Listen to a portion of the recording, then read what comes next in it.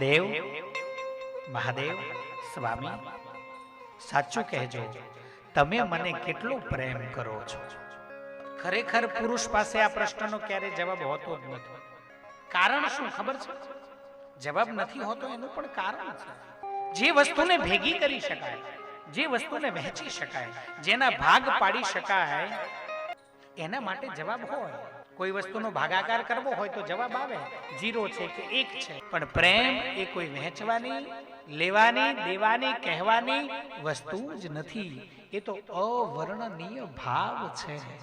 તમારા હૃદયની અંદર જ્યારે પ્રેમ ઉત્પન્ન થાય ને ત્યારે ગળું રૂંધાય, હૃદય ભરાઈ આવે અને એમાંથી ઉઠેલી જે ઉષ્મા છે ને એ આંખ સુધી પહોંચે અને માથા ઉપર સહેજ ભાર લાગે અને ઈ ગરમ આહુડા ટપ ટપ ટપ નીચે પડી જાય ને આને પ્રેમ કહેવાય.